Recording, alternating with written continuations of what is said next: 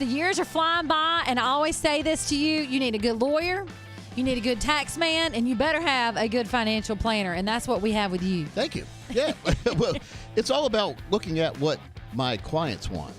I'm serving my client, not the other way around. I wish Congress would realize that too. They're serving us, not the other way around. Yes. But we serve our clients, and we make sure our clients are protected and taken care of and have no worries as they approach retirement and go into retirement. We call that the financial red zone. So if you're in that financial red zone, which is 5 years out of retirement, I like to say age 52. Because I'm 59 now, and about 52, I started worrying about retirement. So I'm using the Coach Pete meter right here. And the Coach Pete meter says at 52 and above, you really need your own total retirement plan, which looks at what you have now and translates that to lifetime income for you and your family. So if you don't have that, you need it, call right now. We'll put one together for you, a total retirement plan at no cost or obligation.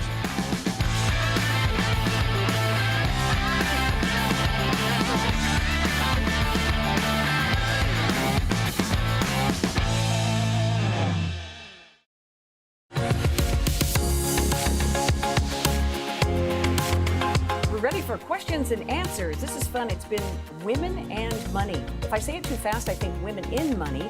But we're going to talk about some financial challenges that each of us have had. I have Miss Jana, Miss Amanda, I'm Jackie, and Coach Pete. Yay, Coach Pete. Hello. It's going well, don't you think? What a fun series. Yeah, Really fun. A guy can't complain when he's surrounded by three beautiful women. Aww. and handle it. And once you handle it, you check in with Coach Pete once a year to go over your plan.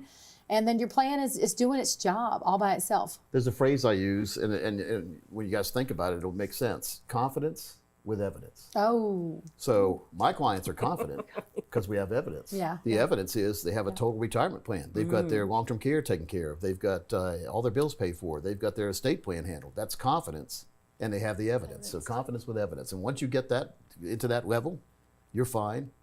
And you're bulletproof almost, emotionally at least. If we can make your money bulletproof, your emotions get bulletproof too. Even better. Sure. Confidence That's with cool. evidence. Dice takes care of Amanda's anxiety. Yeah. Yes. We can put together, we're going to work with you. We'll get you all set. We got that wedding to plan now. We're not going to get in the way. We'll let you spend what you need to spend. Yeah. After that, we've got to roll our sleeves up. Buckle down. So you got to have some fun in life. If you never have fun, then what are you here? So you got to have some fun, have some goals, but just know I'm glad that you feel a little guilty about spending too much money on the wedding because that's a good mentality. If you don't care and you're just getting the credit cards out, you're going to have to answer to them down the road. So yeah, that's true. But let's put a plan together. We'll be all right. You'll be okay. Ladies, I was wondering if I could ask you both, do you feel some regret that you didn't know this stuff before you started working with Coach Pete a little bit? I do. You know. You're still young, though. I know, but where does this leave me? Yeah. I think it's hard because I grew up with friends who their parents had it figured out. Like I learned about a Roth IRA from a girlfriend of mine's dad when I was 18 years old. I'm like, what is a Roth? And then I started doing research and they were trying to tell me this. My parents didn't know anything about that. They were check to check, barely graduated, just working as hard as they could to keep a roof over our heads. So we didn't have those conversations at the dinner table when I was growing up. So I think the hard part was knowing like, oh gosh, at the time when I started my Roth, it was, I had to put $4,000 in a year and, Fantastic. and max it out. So it was like, that's a lot of money at that age. But, I just worked hard every month to divide it out and to max it out and said that was what I was going to do. But I think my regret is not sharing that information with other people coming up because you just don't know what you don't know. And you don't also know if they're going to receive it from somebody your age. Like, are they going to listen to you? I don't know. We're putting together a course now. It's going to be a bunch of different pieces, but it's going to be grade school, middle school, high school, college, and after college. That's I great. benefited from that. What to do financially. Even grade school. I mean, if you were in grade school and you learned about a Roth or a dividend reinvestment program, you get your little. When I had a paper out when I was 10, I wish somebody had told me about a Roth. I've been putting some money away instead of buying candy all the time. Same. But again, it's about knowing the right way to do things. And you're smart. You guys you're on the right track right now. It's still tough though. I think you're still always questioning, am I doing the right thing? Yeah. And what do I need to be? I have a 13-year-old brother. My dad had a midlife crisis. That's another story for another Wow. time. We went there. But I try to explain to him, I'm like, write down on a sheet of paper everything that, you're spending, or, he said the other day, like, I don't like the way we're living. And I'm just like, oh, okay. I'm like, so I made him write down like everything my dad spends. And I'm like, if you don't like your life now, like this is what you'd have to make every year to even be able to afford this lifestyle, then you better be a doctor, lawyer, or surgeon or something to be able to afford this. And I think that kids these days don't know where the money comes from, how the money gets spent, True. and just what it takes to live. And I think, so to wrap it up, and what I was trying to say is the regret I have is not being harder on being more of a friend than a coach to the younger people in my life. Yeah, but we're going to make it easier with that series. We're going to come out with a workbook series for But different I feel ages. you on will they listen to you. I feel like even in broadcasting, you know, in general, and being in radio and having blonde hair, they never listen to me. They think, you know. Absolutely. Well, I get the feeling people don't Can listen to me confirm. sometimes too on air. Yeah. So Yeah. our points are relevant and very important, and a lot of Yeah. people just ignore them, I guess, and think everything's going to be fine. Ignoring this problem is not going to make it go No, away, right. and financial problems get worse. Sort of like having cancer, it's going to get worse, not better, over your years. Unless you take steps, yes. Take a big step and address it and accomplish it and conquer it, and then put you in control. You know, I was the complete opposite of Amanda, and I still kind of am. I don't want to be bothered with the details. I really don't. Well, Just handle it. You and know, I have a lot of clients like that, Jana. They just want it done. Yeah, I want it done, and I Yep. control so many different things in my life and my career. When it comes to this, I defer to the expert. I can't be an expert in everything, like you can't be in everything, but you are an expert in this. I don't repair And my own cars anymore. Yeah, No. and I trust you. And so I think that was, I wish I had done my research earlier, and it wasn't to educate myself on where to put my money and what to do. My education earlier would have been find a partner. Yeah. Well, that's right. It's somebody you could trust, a teammate. Somebody you Yeah, could trust yeah. where I knew Yes. let's check in once a year or twice a year Yeah. or whatever the thing is, because, you know, at different points in life, I wasn't working with that much. Yeah. You know, and I've been in sales forever, and I have huge years and I have okay years. Right. And I needed you many years ago to tell me on those huge years, Where to put Put the it money. away. don't take quite so many trips. Yeah. And, Right. you know, I had a lot of clothes. But you have a lot of Yeah. good Stupid memories stuff. too. I have So good those are memories. That's priceless. true. Yeah. So Yeah. really, I can't be mad at you for I spending know, money and I there. don't regret it, but I Yeah. can't imagine. I didn't start a 401k until I met my husband. His dad is a accountant and whatever. He's doing our taxes. He goes, "Wait, can you give me your 401k information?" I was like, "I don't have one." He goes, "Well, doesn't your company match?" Or I was like, "You know what? I'm not super sure, but let me look into that." And so I was 31 until I started a 401k. Yeah, but at least you okay. started. All right. See, the That's secret okay. is to start. I don't care what age you are. It's to start. Start a 401k, start your retirement plan, Yeah. start your long-term care plan, start something today. Don't wait till next year, because next year might not come, and if it does, it might not be the best circumstances. So let's get things done now while the water's calm, Yes. right? Yeah. Now, Yeah. you guys, I want to know from each one of you the financial challenges you've had or faced over the years and how you overcome it. Oh, How you go ahead, overcame it. Jana. So what about you? How did you overcome your financial? What were they and how did you overcome them? You need a minute? I've got the worst one. Yours ahead. can't be worse than mine. Go ahead. Can. Okay. Go ahead. I Mine, I racked mean. up a horrific amount of credit card debt. And I was in my 20s, and I, like, you know, we already said, I'm living the high life here. And I was wearing the clothes and the shoes, and it was a fraud because it was all mounted on a credit card. And I didn't pay the balance when it came. I didn't even, I paid the minimum, and that accrued. I mean, it just racked up. And one day I remember opening the thing and I would have anxiety. And I looked at that number, and it was a 5-figure, and it was a big number. It's like getting a report And I card in the remember mail. thinking, Yes. oh my God, this is half of my income. What am I going to do? And it's, you know, I'm getting a chill because American Express basically called me and was like, do you have any scissors? Yeah, cut the card. Cut it up. But that was my biggest Wow. wobble and embarrassment. And I didn't tell anybody because I was so mortified that I had let it get out of control that I didn't want to call Jackie and say, hey, I know you're smart about this stuff. I didn't want to admit it to anybody. I wanted it to die and go away. What Wow. lesson did you learn from that? Holy cow, if I can't afford to pay this credit card off this month, don't buy it. Yeah, If I great- couldn't that's pay it in great. cash, I can't pay it on a Yep. credit card. Great lesson to learn. And I don't think you should extend a car loan any longer than 4 years, by the way. I People are agree doing with 5, that. 6, 7, Yeah. 8 years. Oh, That's 72 crazy. months. So really, if you can't afford to pay cash for it, you really can't afford the car. But Yeah. my max loan's always been 3 years. 3 years, because Yeah. that's bad enough, right? But Yeah. you see some of the folks, they're on their 4th car after they started buying overpriced cars, and they would drive for 2 years and then trade it in for another car. Roll that so negative now that equity. 4th car has a value, let's say, of $60,000. Yet their loan they owe is $80,000 because Oh, it's boy. all So the you're other paying bills, all all the the cars on there. So depreciation. be very careful about toys. Toys can get you in a lot of trouble, especially expensive man toys, we call them, like I was about cars. to say, they think but toys women are for fall the for that boys, too. but Yeah. But clothes for women, makeup, clothes, It's true. bags. Shoes. Yeah. You know, we all, I have a daughter. I know. She's 20, so I know exactly what you guys are falling for. And don't feel bad because Madison Avenue spends millions of dollars a day to get you to do the bad things you're doing. No. I was So the influenced. secret is, my mom taught me just a long time ago, when we go in the store, we didn't have much money. She said, keep in mind, little Peter, little Pete.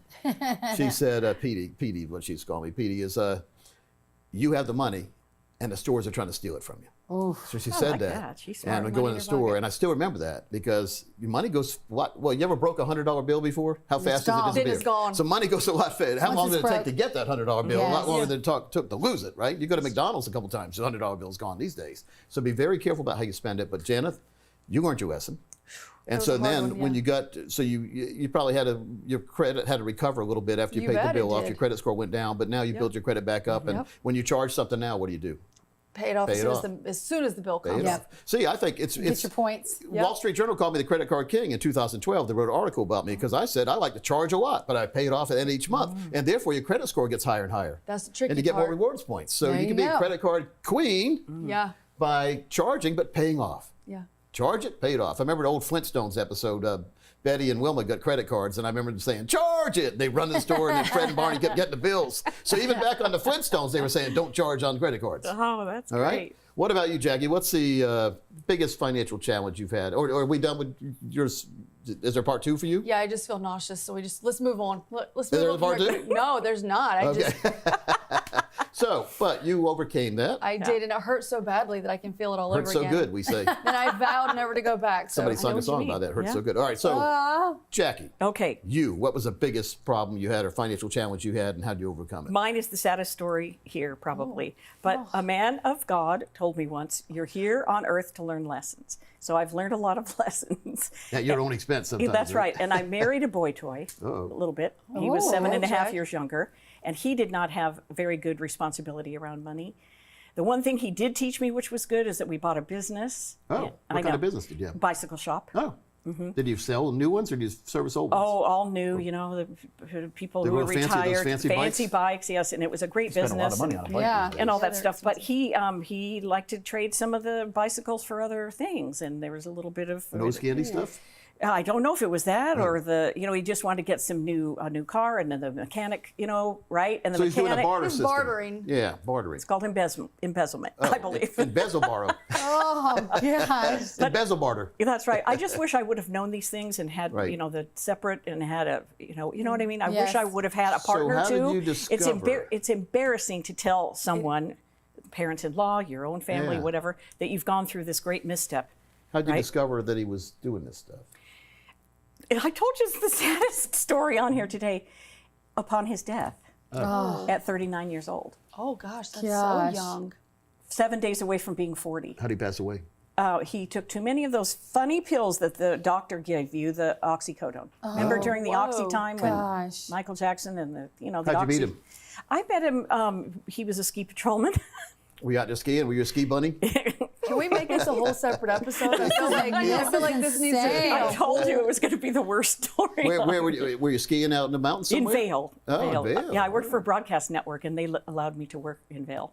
So You know what just stuck out to me though is you used the same word I did, that you were so embarrassed. You didn't want anybody to know that you It's- had financial and issues. We need to get past that because if other people hear the story, they won't do the same thing Yes. usually, right? yeah, but that was a different era. You know what I'm Yeah. saying? This information just wasn't available to me. I wish I Yeah. would have. And some of the things that you talk about, this lifetime income and all that, those savings vehicles and distribution vehicles are new and have really neato tires and they're great great. bells on the bicycle and ding dong. It's just some bells and whistles that. Financial products Yeah. get better every year, just like new cars do. Like the 2020 car is not as good as the 2025 cars are full of those bells and whistles these days, aren't they? So the financial products are better and better these days too. So if Right. you have an older product, 4 years or even 3 years or older, it's time for review because there might be some better ones out there. Plus, a lot of them I've seen lately have a lot of financial termites hidden in there. Those are unnecessary fees, risk, and commissions that are embedded into your plan that you can't see. We can see that. So we can do an analysis for you. All right, for you. Okay. Oh, gosh, there's so many. I think my biggest regret is not having the confidence to ask for a raise, and because you're paying yourself. And I allowed people that I have worked for 20 years. I've worked for so many companies, done so many things, sang at the bars in Nashville, I love the Nashville bar scene. Yeah, It's fun. Like different bands everywhere. It's cool. real Yeah. estate, wholesale. I've worked everywhere. And I just never had, I always was so scared of the backlash or the getting fired. I can remember the anxiety of just like going in and just having the gumption to go in and say, you know what? That raise is going to pay for my retirement. That raise is going to pay for the things that I want to invest in. And I just always thought I couldn't do it. And I finally I just did it. I just started going and saying no. So I don't have that regret. Get what you're owed, y'all, so you can invest that money. I would say to know your worth. How's Yeah, that? know your worth. Yes. Know your worth, because you're worth a lot of money at the place you're at now. Well, and everybody is. And I think that if you have experience, life experience is enough. You know, I hear some women say to me all the time, well, I've only been at this job 5 years. But I'm like, well, wait a minute. Overall, how long have you been you've been In working? this field, You're right. 40 or you're 50. Get what you're worth. Don't let them hit you down on that. And then use that money to invest. Save it, yeah. Yes. Put a plan together, because then you can retire sooner too, if you want to. Absolutely. You can either retire sooner or keep working and build up even more money. So that's a good problem to have. Yeah. Should I retire Yes. now and have a great retirement, or should I work longer and even have an even better retirement? So that's a good decision, A or B, right? Yeah, A or B. That's a good A/B decision. Well, and if they're not paying you enough now and you say, I got to keep the job, then keep burner A on, start cooking on burner B, burner C and D like and this. E if you need to, and then figure it out. But don't, keep A going, simmering, but figure out what your options are. You always have options. I like gas grills too, gas inside cooking. Now, each one of you's had a situation, and I know everybody watching probably has at least one. So come on in and let's discuss yours, and let's iron that out and get you on that right path. Thanks for watching. Yeah, we'll see you next time we do a series, folks. This has been a fun series. Thank you. Yes, thank you Jenna, so thanks much. for coming. It's been And so much Jackie, as fun. always, thank you. Thank you, We'll Coach. see you sometime, folks. Give me a call. Let's get these books in your hand. Let's get that knowledge in your hand. And let's, more importantly, let's get your life in your hand.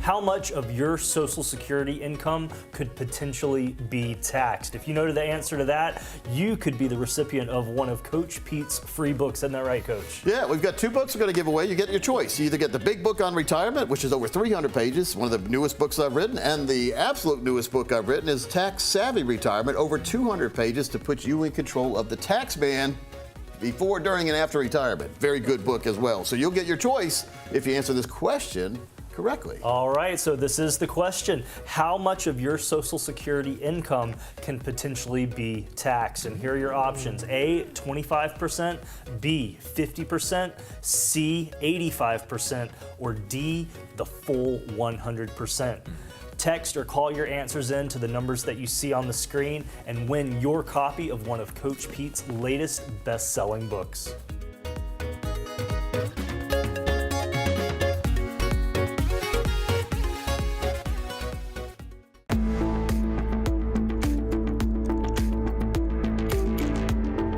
Welcome back into our series on the big book on retirement. I'm Thomas Lipscomb here alongside the author himself, Coach Pete D'Arruda. Thank you for joining us once again in our series, Know the Fundamentals. Yeah. It's huge, Coach. Know the fundamentals.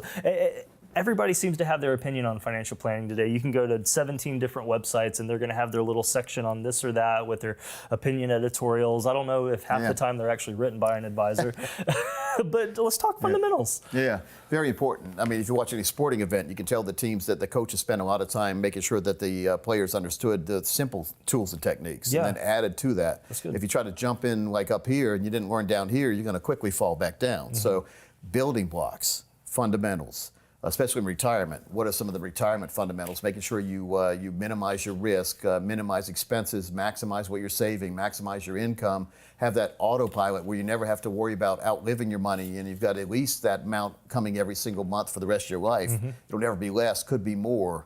Knowing if you pass away, your spouse is going to be taken care of. Knowing when you and your spouse both pass away, your kids or grandkids are going to be taken care of. So there's a lot of different check boxes we go through.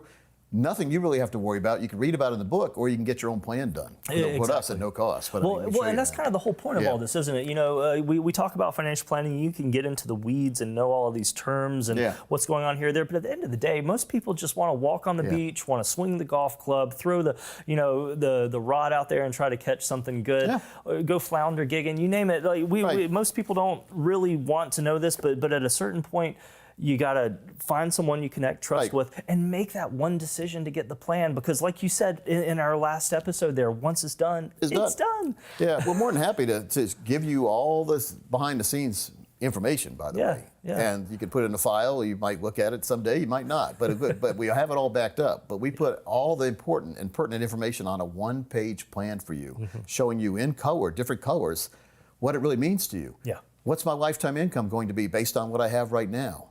What are my expenses going to be? And of course, the income better be higher than the expenses. Exactly. And so if not, we could tweak that. And so that's why it's important to be honest when we talk about what do you like to do in a day, a weekend day. You like to play golf? All right, we need to put a price to that. Then we need to factor inflation in. What's that going to cost in 10 years? Oh, you like a cart? Well, a cart costs more money, right? So, you lose 10 balls every time you play. Well, then we need to factor that in. So these are all things that we go through because you don't want to be surprised down the road. Yes, that's right. And so fundamentally, we go through everything and make sure that everything's in place. There you go. That's what it's all about. Yeah. You know, you got a great quote here from Jack Nicklaus talking golf. Learn the fundamentals of the game and stick to them. Band-Aid remedies never work. No, duct tape. Isn't that nice? Yeah, duct tape. Yeah. No, I mean, but it's such a great solution that we have. There's no need to be cutting corners. There you go. Yeah, We I can love that. put you in control of retirement with the money you already have put aside, by the way. Yeah. You're not going to have to come up with money. It's already there. Let's just make sure it's in the right place. There you go. That's all we do. Folks, the time to act is right now. Connect with Coach Pete's fiduciary team with the information that you see there on the screen. Get your questions answered, but even more important than that, let's get that plan. Take that worry, as you like to say so often on your radio show, Coach. Take that worry out of living in retirement. Yeah. And folks, we'll see you for Chapter 7 here shortly.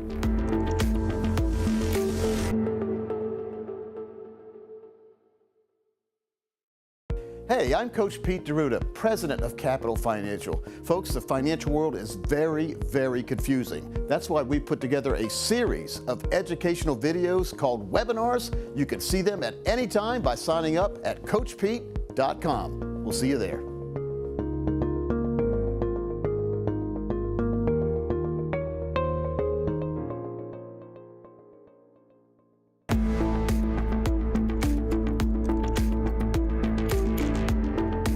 Welcome back into our series on the Big Book on Retirement. I'm Thomas Lipscomb here once again alongside best-selling author Coach Pete DeRuda, having a great conversation with you here as we're walking through this series. And Chapter 7 is all about understanding the end game. And I like this because, when it comes to retirement planning, something that you've talked to me about, Coach, is you want to understand an individual's dreams, aspirations, goals in retirement, and you can sort of work backwards from that based on what they have. Yeah, and it's a fun process to find out what you really want to have happening in your life, and then we can work backwards, and we can, for most times, tell you that's possible if we do certain things now. There you go. We move this money there, and we put that money there, and everything's fine now. And so it's not about just hoping everything's going to be fine. We can give you a seal of approval telling you it's going to be fine. That's a big, big thing right there, because now you have a team behind you telling you everything's going to be fine. Yes. Instead of saying, well, maybe, perhaps, likely, could be. I don't like any of these kind of words. We want definite words with definite positive for you. Exactly. And the end game doesn't just end or apply there. You know, I hate to bring it up, but one of our colleagues here, Bruce, had a friend who poorly took out funds from a 401k and didn't invest them back in and was hit with that huge tax You penalty. talked about that on the radio show a couple weeks ago. He asked me a question from a friend. And Yeah. you have 60 days once you take money out of your own IRA to put it in a different IRA, or you get that tax bill. That money becomes taxable. So you got a 60-day clock. Or if you have it electronically done through a planning organization like us, it's done automatically. You don't have to worry about it. So Easy the burden breezy. of proof lies on the institutions, not on you when you have an institution help you. Like that. That's so good. That's again, that's a big time bomb for folks if they do the wrong thing with money, or your money in IRAs. When you take that money out, you're going to have to pay tax on it, unless it's a Roth IRA, which is tax-free. If you have a Roth and a regular IRA, then people say, well, which account should I start taking money out first when I'm in retirement? My opinion, if you got some money growing tax-free, keep it growing tax-free. Take the money out of the taxable accounts, keep that money growing tax-free over there, because the good thing about a Roth or life insurance, when you pass away, that money goes tax-free to your next of kin. Yeah, so powerful, so powerful. It moves on tax-free, doesn't disappear. That's good. And you don't even have to take it out if you don't want to. No, it's true. Well, and we've just talked about a couple of situations here, but throughout this retirement transition, there are so many of these exit strategies that you need to have in place. Yes. Even into retirement, Coach, I think about laddering strategies, bucketing strategies. Yep. Technically, these have exit strategies at each point as well that are, you guys are always tailoring these, aren't you? Every now and then just updating, making sure everything's heading in the right direction. 32 years I've been doing this, Thomas. 32 years I've seen about any kind of situation you could ever imagine. Yeah, I bet. So that's why it's good to go, like when I go to my doctor, he's been around for a while, and so he's seen, no matter what I say, he's seen it before. He doesn't have to start Googling. You don't want your planner learning with you, in other words. Oh, man. And so we've seen the mistakes people have made, and our objective is to make sure you don't make those same mistakes. There you go. And, the definition of insanity is doing the same thing over and over again, expecting different results. But a genius learns from other people's mistakes. Well, we'll learn from other people's mistakes to put a plan together for you that makes a lot of sense. Very powerful. Yeah. Very powerful. So get your own plan now. There's no cost or obligation. You've got the book. The book is a great tutorial, by the way. But then you can have the teacher, the professor. You can meet with the professors and me, who I've educated all my advisors. They understand every tool and technique in this book. Yes, absolutely, without a Call. doubt. Let's get a plan put together and put you in control of retirement where you never have to worry about income again. There you go. Now's the time, folks. Take action. Call the number you see on your screen. Text us, email us, whatever is easy for you. But the important thing at the end of the day, start the conversation. Yeah, get started. Get started. Don't be afraid. There's nothing to be scared of, and we'll make it painless as possible. As painless as possible. And There'll be no finger pricks.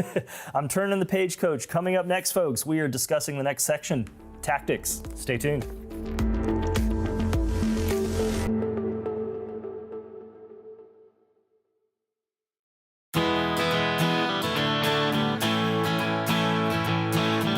Hey guys, it's Parker Holland here with Capital Financial, Chief Wealth Strategist. We always like doing case studies on the radio, and now you guys get a visual representation on one. So we're going to use real cases, of course, no personal information, but these are scenarios we put together for clientele that we're looking for that safe, reliable, guaranteed income, but also the legacy. So we call this a spend and leave plan.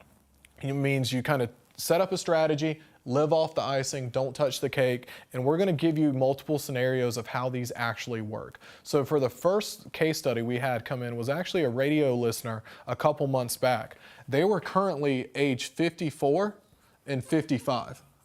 They were targeting retiring at age 60 for them both. Now, of course, when there's an age discrepancy, there's layover months. That's not an issue for us. We're looking at the year in which they're both turning 60. So we had about roughly $2.5 million in retirement savings. This is a combination of IRAs, 401ks, Roths, after-tax funds. So this is just kind of giving you a big picture lump sum. So we're not going into a lot of the tax planning here. We're focusing solely on the income yield. Now, the benefit of this plan is there is not a risk tolerance we normally assess. Most people say that you have to put your age inside of a retirement calculator, and that's the difference between what's at risk and what's not. So that means that the safety and the risk should be about a 55-45 split. Well, in this scenario, we based on what makes the standard of living work, what makes the income work. And in this scenario, it was an even 1 million of the 2.5. What this did was we always work with A+ or higher companies, but they become the custodian. So instead of having a 401k like Fidelity or Vanguard, we use companies like Nationwide, Athene, North American, A+ rated insurers. So in this scenario, that million, based on this A+ rated company, got a 30% bonus, which pushed the insured value to 1.3 million. That's 300 grand going towards their retirement income, no matter what the market does. Now, when we run worst case scenarios, we're talking about 0% market return, absolute worst case. And then we run age of death, we just always look 30 years out. But the beauty of these plans is the strategies and such we target continue beyond. Now, I mentioned 30 years out, but we're talking about 30 years of income. So what we're targeting is once they're at that age 60 mark, the spreadsheet ran out at 34 years, but these are the numbers we're looking at. That means that the income received, worst case, no matter what the market did, would start at $90,000 a year. So they put in $1 million. They waited 5 years. The 1.3 guarantee would produce $90,000 a year at age 60. That means, yes, they would spend down the account by age 94, but they would still be getting this income as long as one of them's alive. So to kind of recap that, they'd get $90,000 a year, and even if they hit a $0 nest egg, they would still be getting that income. Now, we all know we'd have bigger issues if there was 0% returns for close to 40 years in this example. So let's run actual market performance. Well, the market ranges normally between 7 to 15%. Now, a lot of calculators are going to do a calculation saying, hey, it averages 10% a year. Well, that's kind of the middle ground. And it doesn't do 10% a year compounded annually. It does 10% annualized over a 30-year window. So we're going to have years of 0, and we're going to have years as high as almost 50%, but it normally ranges between 7 to 15. So same scenario, same age of death. The difference is the income would start at $100,000. But the kicker is, over the course of their life through age 94, it goes as high as $250,000. So this income increases and compounds year over year. And all of this is under a spend and leave model. Live off the icing, not touch the cake. That means that $1 million investment, not the total 2.5, just the $1 million based on market returns, would grow to over $4.5 million at death. That means they took out close to $4 million themselves and still had 4.5 left, assuming the market did what it's done over the last few investment cycles. So you guys want your own plan, you want your own strategy, give us a call, shoot us an email, go to our website, send us a text, and we'll run the numbers for you.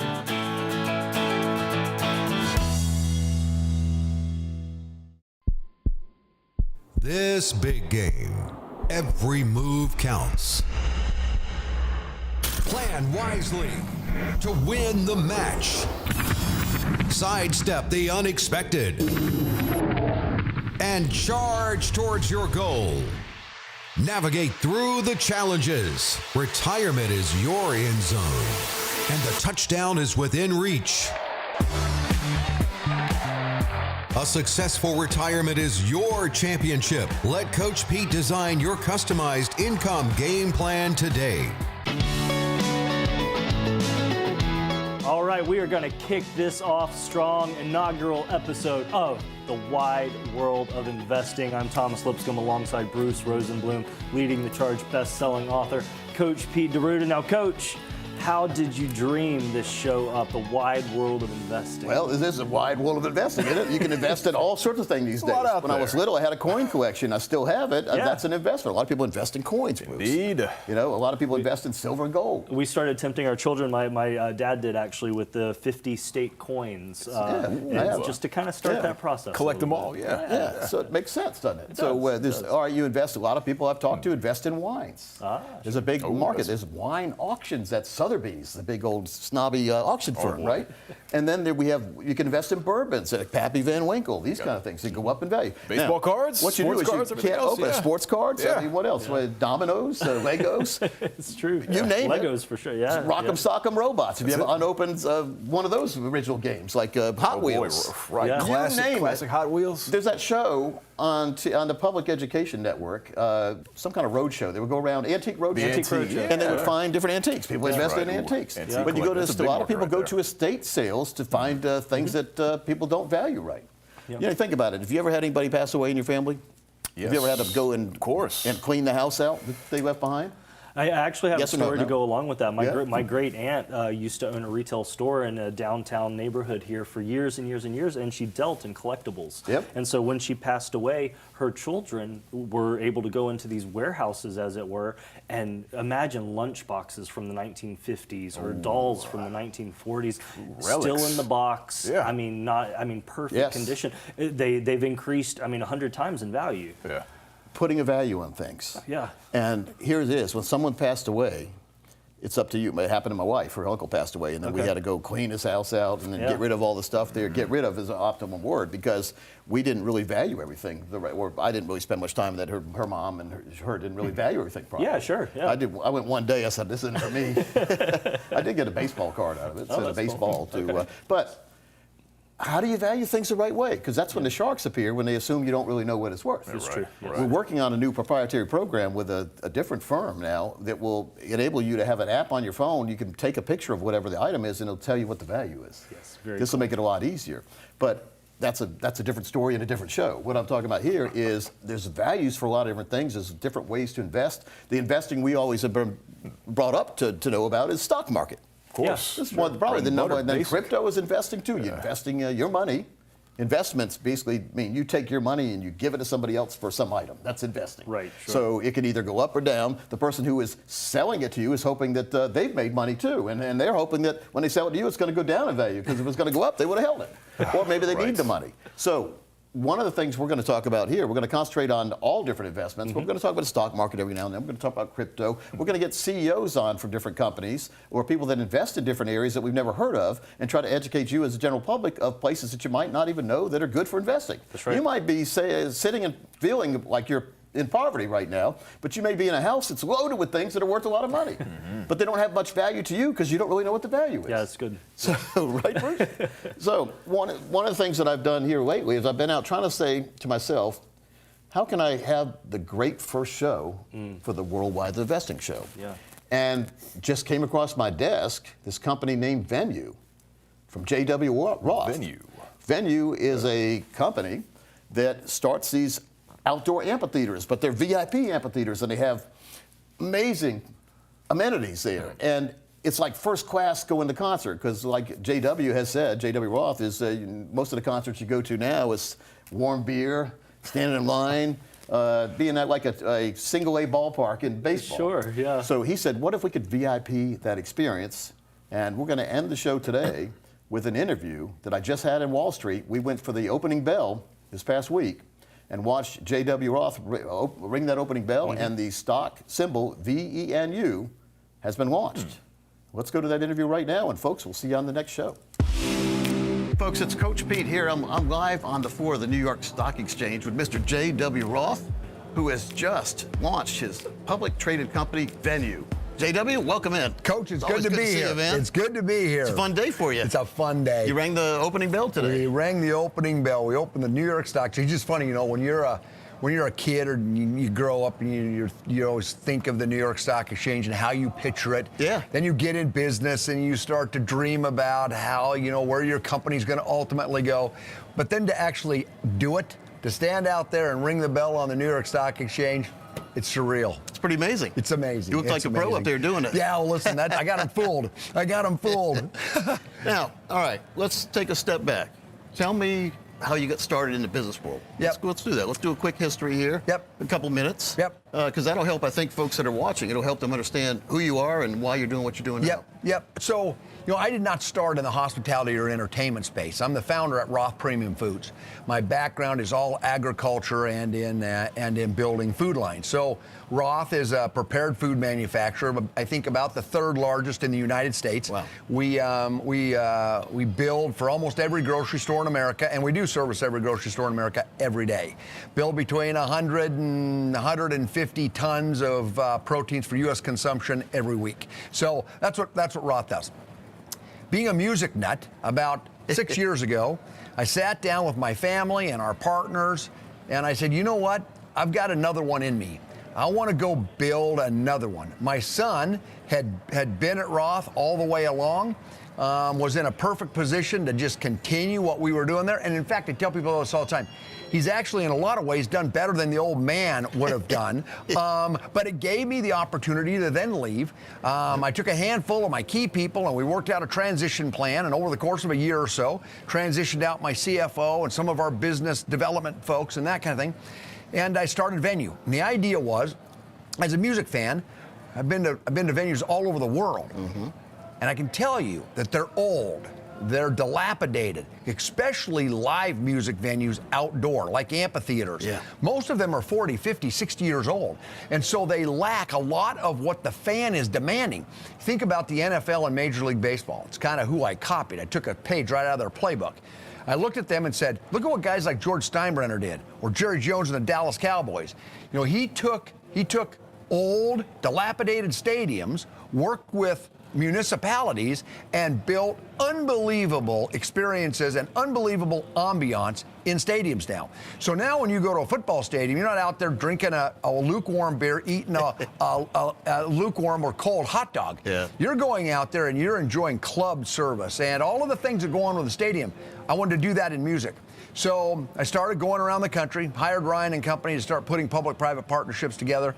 And this last summer, we opened the most premium amphitheater ever built in history.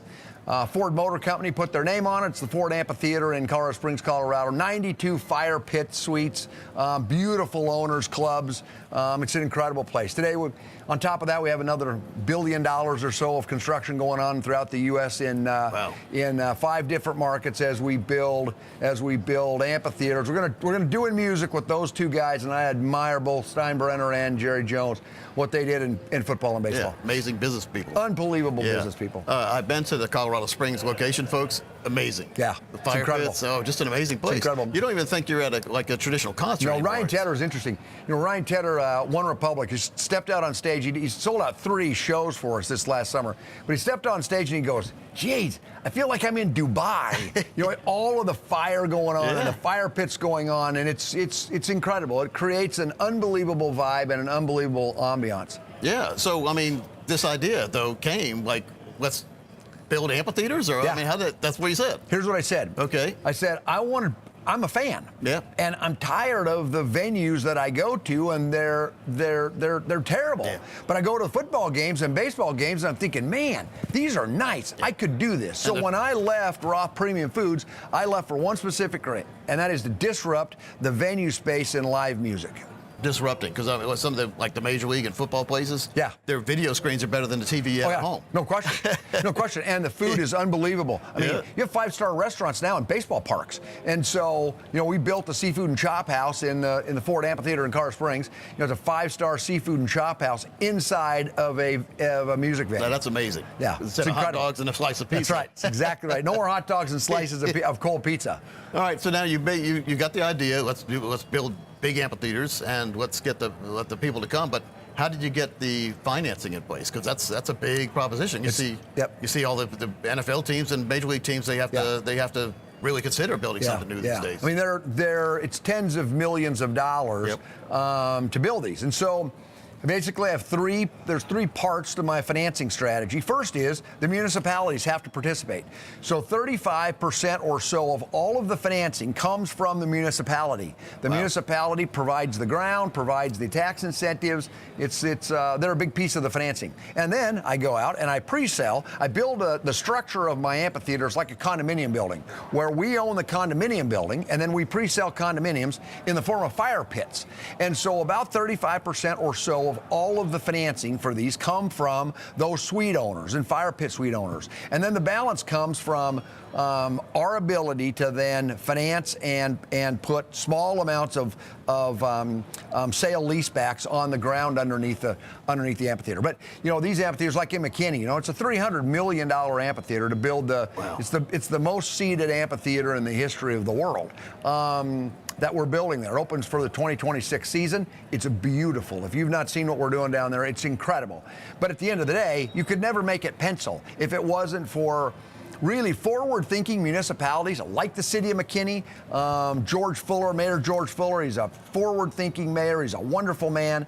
And he, in his way of thinking, he brought the city council along, and next thing you know, they're supporting it.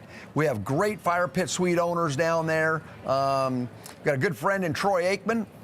Troy Aikman's a Hall of Fame quarterback for the Dallas Cowboys. Yes, he is. He and I partnered on 8 as a sponsor at our venues, and then we're building the Aikman clubs. And so we've just got really good partnerships, good sponsorships. And so at the end of the day, we have a financing strategy that works and works well. And it works good for our public company shareholders. Yeah, that's a good question. So a lot of people, before they invest in the stock, they say, well, let me see how much debt this company has. That's right. How are you looking on that? We have very, very little debt. Yeah. We, over the last 8 quarters or so, 9 quarters, I guess, we've built a balance sheet of about $181 million. We'll cross $200 million and add $1 billion in 2025. Was that a B? With a B, in the net tangible assets. And so, at the end of the day, we are focused on our balance sheet, and as a result of public-private partnerships and mark-to-market valuations, we're gonna cross that number this year. Now, someone who's just finding out about Venue for the first time, and they say, gosh, how do we get an amphitheater like this in our area? What are the steps you've been doing, and where are you going next? Yeah, so, right now we're finishing up amphitheaters as we build down through the Tulsa market and Broken Arrow. We'll be in Oklahoma City market. We're building in the Dallas-Fort Worth market and McKinney, which is an unbelievable venue. Getting ready to start our construction down in El Paso. It's interesting. El Paso is such an interesting market. People think of El Paso, but they only think of kind of north of the bridge, right? Listen, south of the bridge is just as big of a market. Latin music has exploded. There you go. It has exploded. Yeah. And that market has exploded. And so at the end of the day, I tell people all the time, don't count El Paso out as might be the most profitable venue we build in the next 10 years for that exact reason. When is that on the schedule to come out? We're booking it, and it will open in 26. So we're about 15 months out. Well, let me ask you this. Have people stopped liking music? The world ends, right? Yeah. If people stop liking music, I think the world just ends. It's the only thing I can think of that is unifying, right? At the end of the day, 2025, again, for the 10th year in a row, it's the #1 leisure activity in the world. In the world is live music. So bigger than baseball, bigger than football, bigger than soccer, worldwide, #1 leisure activity, live music. And it's most unifying. Think about this. Where else can a Republican and a Democrat and an independent all sit together and sing in harmony and be harmonized in whatever they're doing? Live music, right? Everybody, I don't care what if you're a Democrat, Republican, or independent, you know the lyrics to Hotel California. That's right. And you sit there and sing it together in unison. Yeah. And it's one of the only places that happens. It doesn't happen in baseball parks because there's 2 different teams and they hate each other. Yeah. And they don't have any music. And everybody that's watching this they know it's a vibe. It's a feeling. There is an ambiance about live music you don't get anywhere else. And it's something that you tell stories about. Music, I can play a song and it takes you back. Yeah. You can remember where you were, who you were with, and what you were doing. Good point. Because that's what music does. Music creates memories. Live music creates even better memories because you enjoy it with somebody else.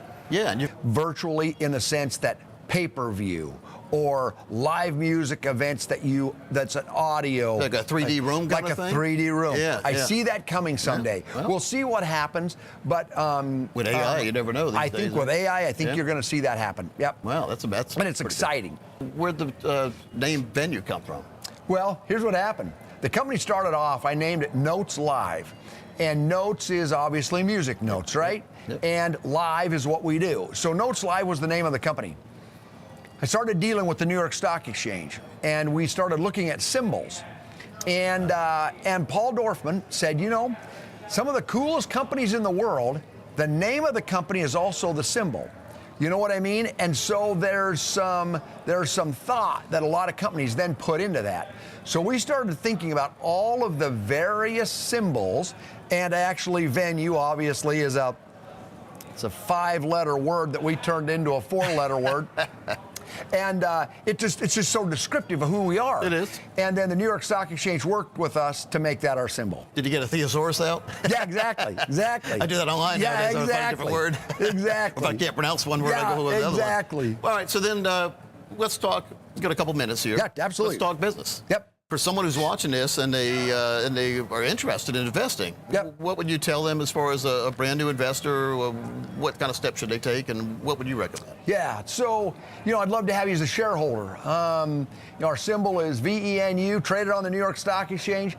I would love to have you as a shareholder. We are aggressively disrupting the venue space. We are well capitalized. We have strong shareholder base and support. And I am committed to building a balance sheet and a P&L. So at the end of the day, you would be investing in a space, the music space, the live music space, that is exploding. Never been a time in history where the demand of tickets has been higher than it is today, and there's never been a time in history where the supply of new artists is higher than it is today. So here you've got an industry with the high demand, high supply. We are the exchange. We are where fans and artists meet, and nobody is doing it better than we are. Symbol's Venue Live, by the way. Yep. Great symbol. Venue Live. Yep. Now, somebody who wants to invest in one of the new places you're building, is that possible for someone to have a stake in the next amphitheater? Absolutely, and we have a great team that does that. Go to our website, venue.live, as Coach said, and when you go there, you can click on investing, and you can look at all of the venues that we're building any place in the United States, and it will give you information on that. You can also come to our offices, whether here or in Dallas or wherever, and use virtual reality to actually sit in any of our venues, or buy a ticket and come out to the Ford Amphitheater this summer and catch a great show. I saw the Steve Miller Band last year. Really good band. Steve Miller Band was a great show we had this year, but we had just so many great shows. Fun place. So someone should come and look at it because you can actually invest in one of the VIP fire pit spaces, right? Yep. And is that a lifetime ownership when you invest? It is lifetime ownership. And I tell people this all the time, too. At the end of the day, the best way to understand what we do is to experience what we do. And the best way to experience what we do is come sit in my suite at the Ford Amphitheater. I did. Yeah, you did. Dang right you did. Yeah. J.W. Roth, folks, and the symbol is venue, and then the website venue.live. Venue.live. Love to have you, shareholder. Always great Coach, to see you. thank you. Yes. See you later, folks. Bye-bye.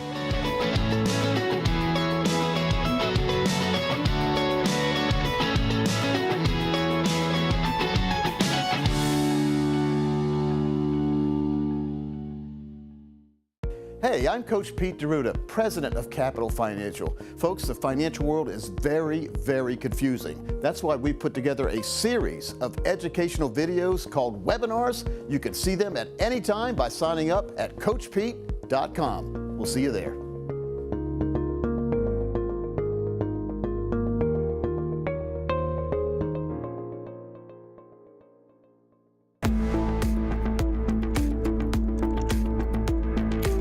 Excited to dive into this. You have received the book, The Big Book on Retirement. Maybe you've started reading it. Well, we are here. I'm Thomas Lipscomb. We're here with best-selling author Coach Pete Deruta, who wrote this awesome book. And I thought maybe for this first little dive through the book, we could talk about why you wrote it. But folks, just in case you're wondering, what we're going to be doing is we're going to be going through this book chapter by chapter and getting a little bit of a, let's call it behind the scenes of the writing process, the intentions behind it, all that jazz. This is book number 18 that I've written. Yes. And you know what happens a lot of times, I know it happens. People have given me books before. Somebody gives you a book, maybe a couple books you have you wanted to read. You haven't read them yet, so you say, I'll read this sometime. Sure. It gets put on the bookcase. Yep. And then it gets forgotten. Yep. So these are really good tools and techniques in this book. We're going to go through every chapter telling you why it's important, but you can really act on these tips and tools to get a better retirement. So that's why we wrote it. I didn't write it just to write a book. I've got plenty of books. I don't need any more books. But we wrote this for a very important purpose, and that's so you could understand how to really plan your own retirement. It's true, and you've divided it into 5 key sections. You have game theory, tactics, offense, defense, and the 2-minute warning. Yeah. I love how you made this analogy. You call it the big book on retirement, but you've made this great sports analogy here where you're kind of taking every element and comparing retirement in that way. Well, there's a big game every year. We can't call it. It's a football championship. If you say the name, you have to pay the NFL. I like Campbell's tomato soup, Coach. Super. It's super. Yeah. So, but we all watch it. Yes. And the commercials charge a lot of money for the commercials. Oh, yes, but they're so good. It's the same theory, though. It's two teams going against each other. Sometimes you can tell one team was more prepared than the other. No doubt. We want you to be that team that's prepared to play offense all the way through retirement. In other words, doing what you want to do on your terms. And that's why I wrote the book. So I hope you enjoy. Pensions and Social Security are guaranteed income streams for retirees. Unfortunately, pensions are a thing of the past, and Social Security may not cover all of your expenses.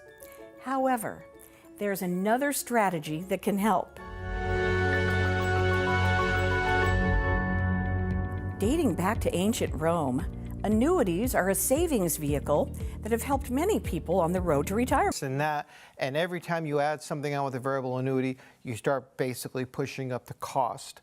On average, the average variable annuity that I've seen in my lifetime has been with fees of 3.5%. Variable annuities are tied to an index or a stock market or a mutual fund type account where your money can go up, but it can also go down.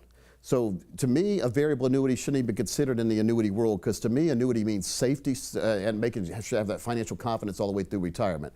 Then there's also your fixed annuity, which is kind of like a CD on steroids, generally 3, 5, 7 years. 5%, 5 years. At the end of 5 years, the term's up. You either take your money and go home with it, or you take your money and renew it again. So that's cool.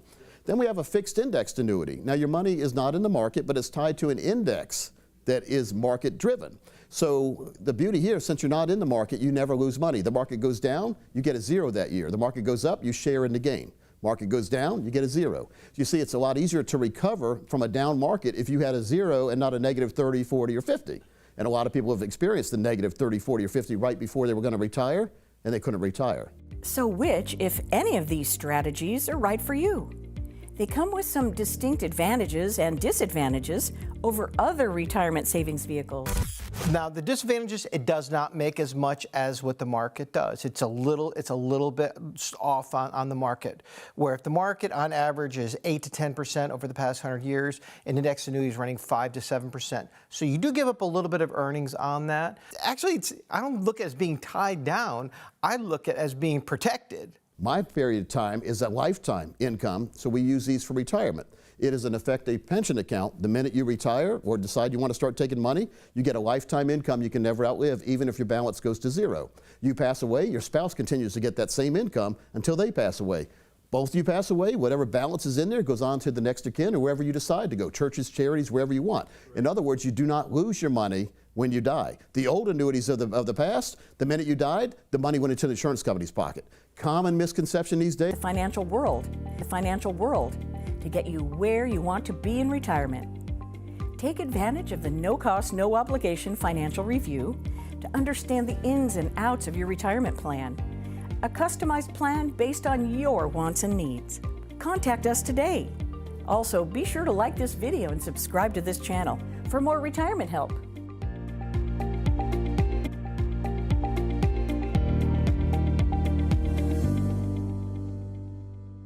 And AI has since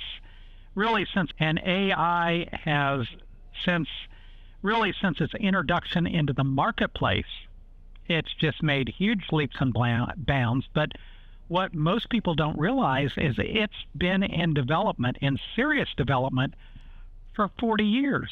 Billions of people are using it a day. It gets really sophisticated really fast across cultures, and it is going to radically change our landscape in the next 5 years. A lot of jobs that are done today simply aren't going to exist in 5 years. Yeah. Going to exist in 5 years. Yeah, that's so. What makes you happiest about this? And then what? Happiest is that I do believe, even though I'm telling you where it's going to go in 5 years or so, I think it's oversold today. But you're starting to see AI in everything, and AI certainly has its place. It has its place in a lot of devices.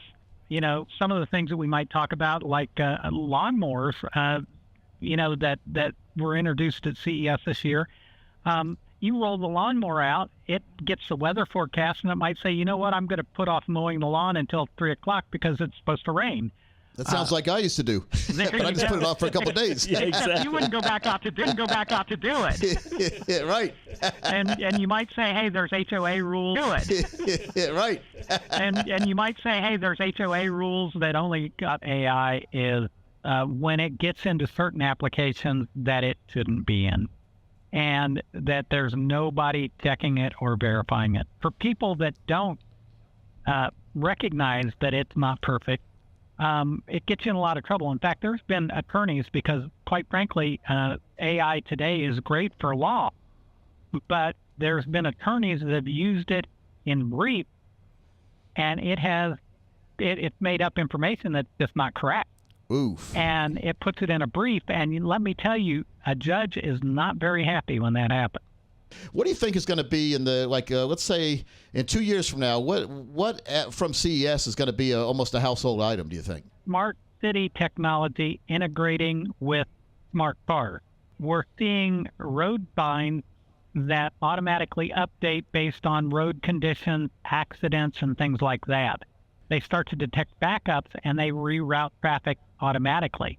But now with smart cars, you're getting those messages because it knows your route.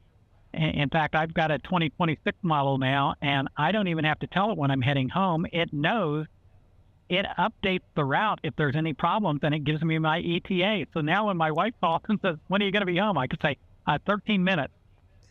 But we are also going to see traffic lights get smaller or be removed overall. And that's where we're going to start to see technology migrated into vehicles that are predictive as cars enter intersections. They know what cars are coming what direction, and literally they're going to thread those cars together. And so if you happen to think about traffic moving without having to stop, it changes fuel mileage issues, pollution, gets you from your point A to point B more quickly. But I'll tell you what, first time we do that, whew, I don't know how I'm going to feel about that one. Yeah, I'm not going to look. We are going to see driver-based cars go away. And a lot of people don't believe that, but it's the insurance companies that are pushing it. They are 100 times better at driving and having fewer accidents than the best human that they can compare to. Now, you tell me what that does to insurance companies and everything else. It will be here. But to me, insurance companies then should charge 100 times less, but they won't. Exactly. Because I don't know why they're mouthing off, because they make a fortune charging people all sorts of rates. When like if my neighbor has a wreck, I get charged more. That kind of thing. That's exactly right. So to me, they better be careful what they wish for. They're going to do that FAFO kind of stuff, and they're going to be out of business when no one's having any wrecks. In addition to that, what we're going to start to see is shared vehicle services, where when you want to go somewhere, it shows up and takes you there, and then it drops you off and goes and gets somebody else, so you won't have to really wait. But that's not that far down the road either. It's almost, it sounds cool, and it's great for technology in the future and all that, but I kind of like the freedom of doing what I want to do whenever I want to do it. I think we're going to have to overcome that with the more of a automated and structured society going forward, it looks like. Well, the technologists have been, this is one of the issues that technologists and psychologists have been analyzing. But yeah, there are shifts like that are going to occur. But right now, the thinking is it's going to open you up to some things that you've always wanted to do, but you didn't have the time to do. Yeah, you're right. And so, like you said, you might want to cruise around and listen to tunes. Well, now maybe you want to cruise around and just look at the sunset driving down the beach, or going through the mountains, or in the countryside, where you're not driving and you don't have to pay attention to the road. Guess what? Now you could have the bottle of wine open, right? Because there's no more own DNA technology. They are working on right now, and they think they're less than a few years away from hard. Well, the robotics, real quick. What are you thinking there? So we are starting to see humanoid robotics, and the real progress has come out of Japan. Japan has a major healthcare issue with older folks, and one of the things that they found out pretty quickly was the robots did a much better job with the care than the humans did, because the patient can be as grouchy, as insulting, or anything else as they wanted to be, and the robot doesn't have an emotional response, right? I hear you. Yeah. But what they found was, in order to get the human to engage with the robot, they had to put a face on the robot. And the more human-like they made the face, the more humans engaged with it. Well, it got to the point, even in its infancy, with faces that sort of looked human, they weren't great, that the healthcare patients wanted the robots instead of the humans. And you've got robots that are lifting 600, 1,000 pounds, moving it around in a warehouse type setting. Move over to the next booth, and they've got an exoskeleton that you could strap on for people that are quadriplegic or paraplegic that does the brain or eye connection to be assistive technology and allow you to move around without a wheelchair or anything like that. Hollywood is ahead of science, or science is ahead of Hollywood. It's like that kind of thing. Isn't it? Science follows Hollywood sometimes. But by the way, those things were all available and demonstrated at the ES this year. So what's the price on something like if you wanted one of those robots to like lift weight, like move stuff for you and work in a warehouse? I guess like $30,000. Well, it really varies. They start at the low end, about $6,000 to $10,000 for the home assistive robots that do your house cleaning and can do some cooking and things like that. So low end there, but they'll go up to well over $100,000 depending on what you want. And the sex technology at CES has actually become about 20% of the CES floor these days. They say sex sells, man. I'm telling you. I'd like a Emerald Lagasse chef robot, and he'd like say "bam" and then bring my food to me. Remember, right? Or Chef Ramsay one that's cussing in the kitchen and bringing you good food. Beef Wellington. Program it any way you want to. It's just amazing, man. It's also worrisome at the same time because a lot of careers are in jeopardy now when these robots can do such a great job. And all you do is, I guess, how long do you have to plug them in, or how long does like one of these robots go without a charge, and how long does it take to charge them? Coach Pete, oh man, I'm shaking my head now. No, they decide when they need to be charged based on what they see the workload to be, and they take the break, if you will, and go charge themselves. Wow, okay. Now, do they need to do a fast charge, or can they shut down for the night because you're not going to need them for the next 4 to 6 to 12 hours? So if they charge too fast, does it? That kind of thing. But now the robots are more agile than we are. Crazy. Yeah, and by the way, they've improved that face technology, like we were talking about, with recognizing emotions, being able to have more facial emotions with the eyes, the mouth, everything. And, they've gotten to the point where if you just do a quick glance and passing, you won't know that it's a robot. They're that good. But remember, there was a movie probably about 25 or 30 years ago, Michael Keaton. There was Duplicity or something where he invented like 5 or 6 robots that looked just like him. So basically, he just sat home and he sent them out to work. He sent them out to work and do all the hard stuff, and he took all the credit, made all the money. And then the robots started getting mad at him. Only Coach Pete DeRuta. Hey, Coach Pete.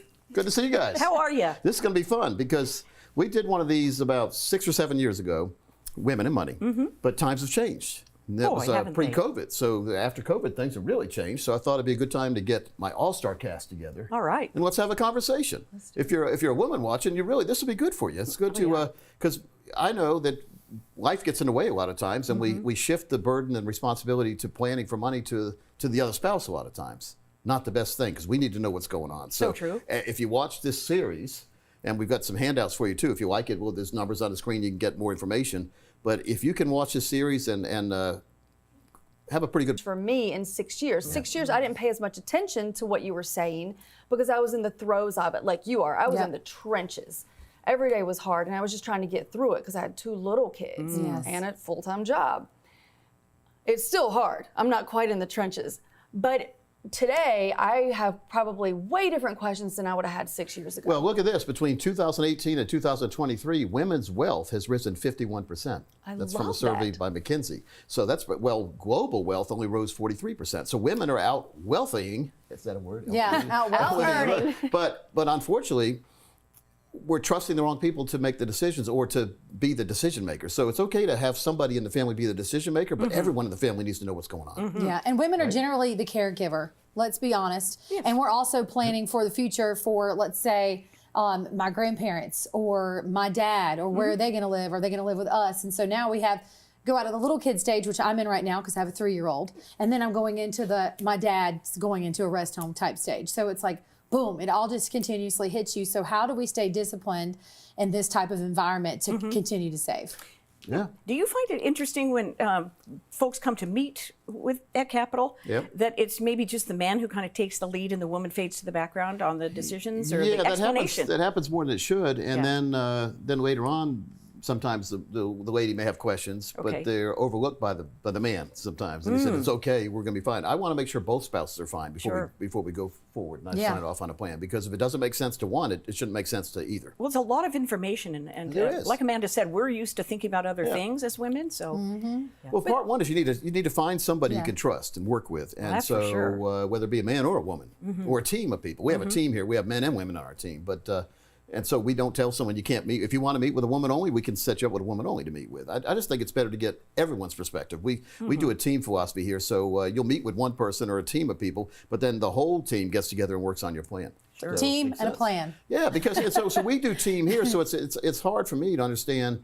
Like you said, when the man and woman will come in and the man asks all the questions and basically the woman feels like she's not even allowed to talk. That shouldn't be that way. Annoying. Because as a man, you see that. All the time. As a man, I know you guys are gonna outlive us. Yeah. And my wife is 7 years younger than me, and usually you guys outlive us by 7 years. So my wife has a pretty good deck of cards in her hand. Well, especially when you're bringing a significant paycheck to the table. Yes. It's kind of like, where's my voice? I want to be heard. How are we investing? I want to diversify. I want to put my funds in different places. And the man's like, no, we should do this. So I think that when you have someone like you in place, someone like a Capital Financial Advisory Group, to sit down and say, hey, this is really the smartest thing to do. This is really the smartest thing to do. And then it kind of takes the tension out of all of the planning, I think. The best plan is one where you have a coach who's laid out the big game plan. So I'm the financial coach, lay out the big game plan, but you're the quarterback.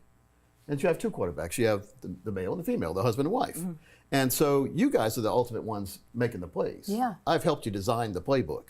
It's up to you to run them the right way. And unfortunately, a lot of times, the man takes over and throws the playbook away for the woman, right? So we want to make sure both of you have the same playbook. I think sometimes it's really uncomfortable to take the first step, though, because you either show up to a situation, whether you're buying a car or a house or coming here, and they immediately look at the husband or the male partner. You know, if the two of us are sitting there and they have the whole conversation with my husband, and that really trips my trigger because I want to say, there are two people contributing to this household income. You either get that, or you're so intimidated, you don't really know you don't want to look dumb. And so you really hesitate to make that first step because I don't want to look dumb. I am a feminist. Do you know what I mean? Let me tell you from the guy's side why and I see it too. I see the bad side too. I see what happens. I see when the guy just concentrates all on the guy, like the guys are just having chit-chatting about fishing and all that and golf. Right. And they're here basically not paying attention to the woman. The other side says that if you are there with your husband, Eric, and I look at you too much, Eric might get mad at me. And so you might start thinking that I'm, trying to kick you under the table. Never consider that. So that's what goes through my head because I don't want the husband thinking I'm hitting on his wife. In other words, so we have to be careful on that too. So as a guy, but I like to get both husband and wife involved, and I make sure to ask questions of both of them. And then when the husband answers, I say, well, how does that make you feel, Jana? And that's something that's overlooked a lot of times. Sure. How does it make you feel? And what do you want to feel in retirement? So these are all big questions that we have to factor in when we're putting together the proper plan. You don't mind if we start a few questions here, Coach? I love questions. Okay, good. Does it surprise you that women are surpassing in the wealth area? I hope not many guys are watching. No, it doesn't surprise me at all. Women are very smart when it comes to money, and matter of fact, make better decisions than men many times. There's my man card. Right. Uh-oh. Better turn it in. No, women are on top of things a lot of times and want to learn, but a lot of times they're sheltered from it and not by their choice. Jana, in your life, I mean, now you're busy. You're both Incredibly of you guys busy. are busy women. So like all busy. three, you're busy working women. Back in the day, my mom took some time off from work back when she had three boys. I was the first one, but then she had to go right back to work because you have to make money. And so, but she was more worried about bringing my brothers and I up and working than she was about having to manage the household. And my dad had a computer store and he was a college professor. So both of them were busy. And many times you felt like as a kid, we didn't have any money. It's because we didn't have much money, but my mom and dad made it, somehow got all three boys through college and succeeded. But lately, my dad's passed away now, but luckily I've been able to help mom navigate and the situation. And I had a book called I have a book called The Little Green Book of Life. And and it's 100 pages of interactive questions and answers so you can write down where your life insurance is, where your money is, where your passwords are, your obituary. And Dad did fill some of that out, so it made it a whole lot easier. So if you'd like to get a copy of that Little Green Book of Life, it's on Amazon. Just look up Little Green Book of Life on Amazon. I've given it to everybody in my family. Yeah. Yes. The thing I like about it is, ladies, we are going to inherit a whole bunch of money from our parents. Yes, we Are are. we? Yes. Hopefully. And you know how Coach Pete was talking about his wife is 7 years younger, right? So maybe you might pass first. We don't know. But anyway, so she's going to get his money. And then she's going to distribute that money to the children. So think about the impact of that. Yeah. Generational wealth. And I have life insurance that's going to give her tax-free money, too, to do stuff with. Oh. So tax-free, that means get out of the picture, Uncle Sam. You're not invited to this party. You have to call Coach Pete for this. But This a is lot of- amazing. Step into my office. Yeah, I'll a lot see of what's people in. might be changing their mind on how they're going to plan in the long term because of that. They're thinking Yes. down the line, like, I might inherit my husband's parents' home, or he might inherit this, or we might. So how does that impact how we plan long term? And I think if women start thinking about that earlier, that's the goal, is to get them to one up them, to raise them up, say, hey, you need to start thinking about this in your 20s and your 30s, and don't depend on other people that aren't doing it to give you advice on it. You got to depend on somebody like Coach. Yeah, and a final point before we move on to the next segment. Sure.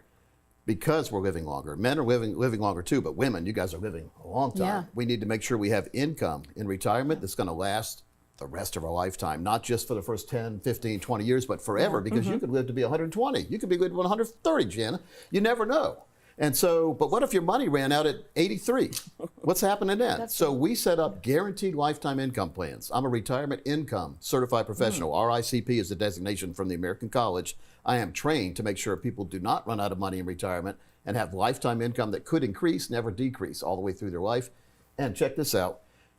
When you start getting that income, let's say it's a husband starts getting the income and he passed away, you continue to get that same income all your life too. So it never goes away for both spouses. So what I'm talking if you're about. curious about that, you see the number on the screen, give us a call. We'll set up a time where we can diagram out where you are today and see where we could be tomorrow for you, where you could have a worry-free tomorrow. Great. That's the first step to take, and we will be right back with some psychology of money and a little bit more fun here on Women and Money.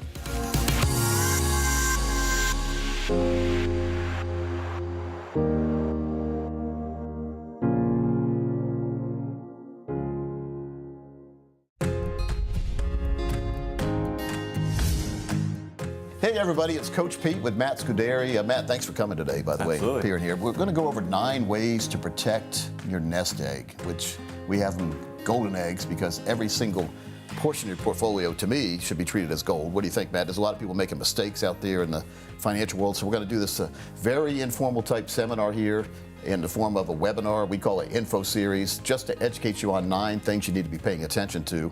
We've jotted down some notes here to make sure that we stay on track, and we're going to try to do this in 30 minutes or less for you, so it's not going to be a long one. If you have more advanced questions, you see the chat button there. It's always going to be available if you have a question for us. If you'd like to request a meeting because you're attending this info series, there's no fee or obligation if you'd like to have your questions answered or request a meeting with one of our professionals, either in person or on the phone or on Zoom. It's amazing what we can do these days. Yeah.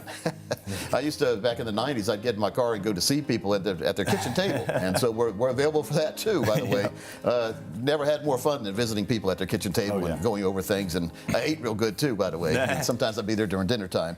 But number 1, and these are things we need to identify, taxation. Yes. Protecting your retirement from tax burdens. Matt, you talk to folks every day. Are taxes a worry for folks? Oh, yeah. It's the number 1 question just about every single time. Yeah, especially when we talk about withdrawing money at retirement time, because that's when we figure out the real tax time bombs we have. Oh, yeah. Many people, many of you watching right now, probably have a lot of your money in 401ks, 403bs, TSAs or tax sheltered annuities or whatever, like different things out there.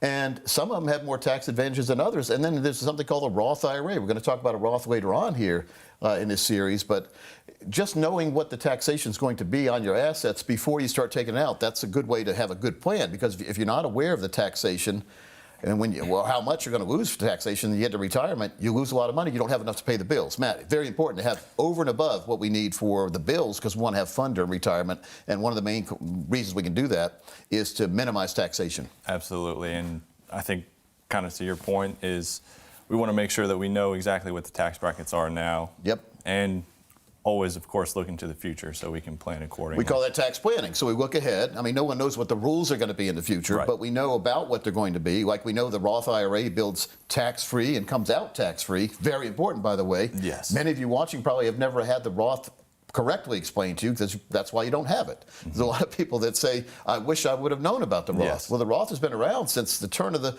well, I call it the turn of the century now, right before the year 2000. So it hadn't been around that long, but it's been around over almost 25 years now. So why haven't the financial institutions done a better job explaining that to folks? You know, they just recently started. Let us know, but very important though to pay attention to what the Roth IRA is. Let us know, but very important though to pay attention to what the Roth IRA is, what it could do for you, and to some other tax advantage vehicles out there in the financial world. If your advisor has not explained these to you in detail, you really need to have a thorough review to make sure you're in the right place. Best time to find out you're in the wrong place is today. Yes.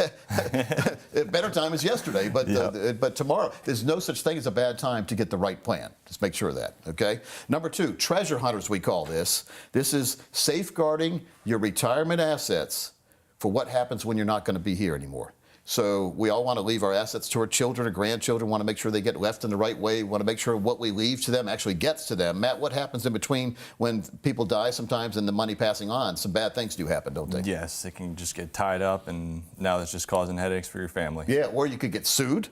So, a delivery man could be coming up your stairs at your house, fall down, sues you because you're in a nice house, maybe not even a nice house. They just sue you because they want to sue you, and they take all your assets. They find out you have some retirement money. They can sometimes get to your retirement money. So you need an umbrella policy. So make sure you talk to your insurance agent who sells you your car insurance and your home insurance, and make sure that you say, how much is an umbrella policy for $1 or $2 or $3 million? What an umbrella policy does, if somebody sues you, the umbrella policy will kick in and protect you. Do not tell anyone if you have an umbrella policy, because they will sue you to that amount. So be very careful on that. But umbrella policy is very important. Utilizing the proper insurance. Also, having proper life insurance in place can give a tax-free asset to your children and grandchildren that you don't have to worry about, that's not going to be lost in the stock market. If, like, let's say we have a market crash a couple years before you pass away, and half your money disappears and then you die. Right. Well, if you would have a life insurance policy, it would help make up for those losses in a tax-free manner. Yeah. How many questions do you think you get a week about life insurance? Probably not enough. Not too many, honestly. Yeah. And I think it's mainly because most people don't realize the certain tax-free aspects of it. Oh, man, it's amazing. Yeah. Now, if we go over $10 million or more in life insurance, we need a special life insurance trust called an ILIT. Right. But for most of the folks watching this, Yeah. $5 million, $6 million, $7 million, very, very affordable. And we're going to tell you later on how the new life insurance policies let you use the death benefit while you're here to pay for your long-term care stay. So Yes. stay tuned for that. That's very important. Yep. But if you have any questions about life insurance, about tax-free passing of assets, how to make sure you have that proper division of your money, and in between taxable and tax-free and tax-deferred assets, and what are those three qualifications? A lot of folks don't understand taxable, tax-deferred, tax-free. We'll go through all three of those for you if you would like to do that in person, customized to your own portfolio, because it's one thing for us to talk about it here. Yeah. It's another thing for people to really see it with their own eyes. So very important to make sure you understand there are people. Here's another thing. I've had people for nursing home protection. They've met with certain people who have advised them to delist all their assets and list them in their children's name instead, or their grandchildren's name. So you say, well, then you can qualify for Medicaid because you don't have any assets anymore. The problem is you have a lot of money. You've retitled it into your children and grandchildren. Now the government knows you do this too, so they have a look back. It said, so if you do it within 5 years, they'll find it. But let's say you do it, and you're not worried about the government finding out or whatever, and you leave your assets to your daughter. And your daughter is getting ready to get married, and then she gets married, and then they get a divorce. She gets she gets all your money, but the spouse, which is the former spouse, takes half your money and leaves.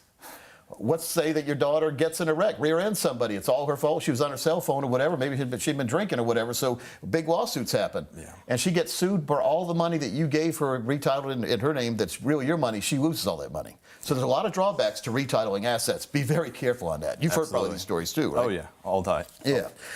Number 3 now, we're going to move right into nursing home disasters and make sure that we plan ahead for this, because we're going to have a graphic here. Matt, let's look at this graphic right here on screen. The annual cost of nursing homes has gone way up. So look at how far it's gone up. So back in 2014, now this is for a semi-private room, about $75,000 a year. Now, to me, I've worked all my life. Now I have to go to a nursing home. Do I want to be a roommate again? I had a roommate in college. I didn't really like that too much. But look, now we're way over $100,000 for a semi-private room, and that's per year. So what I advise is look at long-term care insurance. Now, I've been licensed to offer long-term care insurance for about 30 years. 30 years. Guess how many long-term care policies I've written in 30 years? Not enough. Zero. Not a single one. You know why? A lot of people say, Coach, I need long-term care. I say, yeah, but let's look at this contract. The contract can go away once you need it. They can raise your rates and kick you out right when you need it. So you pay all these years and they take the money, they take the policy away because you can't afford it anymore. So the only way that I've advised, and I've done a lot of these, I've done one for myself, is to get a special life insurance policy that lets you use a death benefit while you're here. It's called a living benefit rider. They add it on your policy. Many times, folks, it doesn't cost you any more if you have a current policy right now and it doesn't have that on there. You can get the brand new policy without it costing you a penny because life insurance rates have gone down over the years. So you can get a better policy many times that has the long-term care option where you can use the money from the long-term care policy to pay for that long-term care.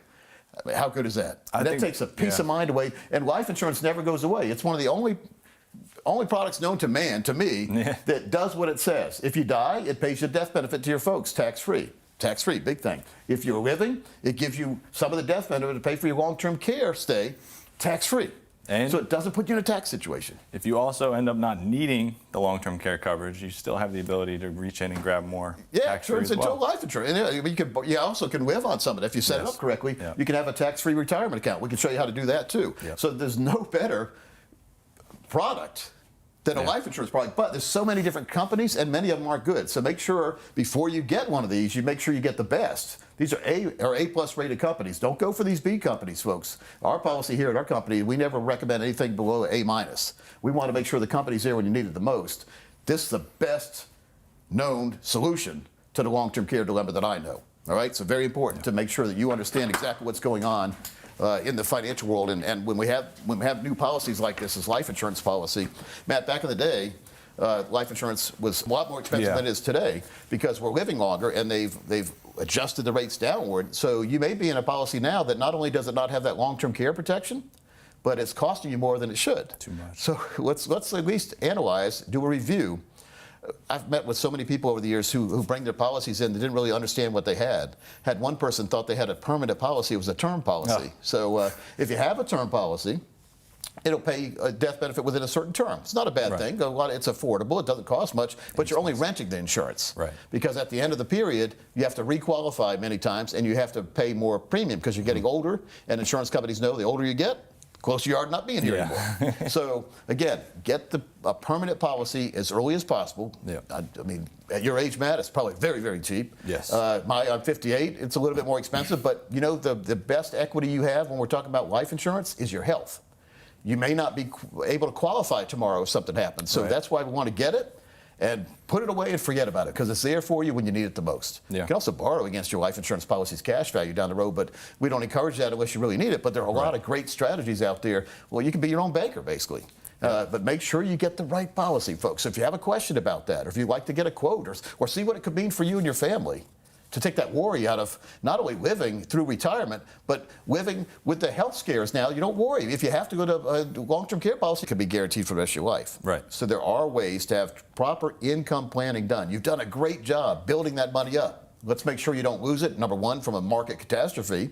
But number two, once we get to retirement, Matt, let's make sure we know with certainty what we can take out per year and never run out of money. When I say never, I mean you have 100% certainty of never running out of money. Absolutely. When we do the Wall Street models, there's something called the Monte Carlo simulation. It basically says you've got all this money in the stock market, leave it there so we can keep making fees on you, basically.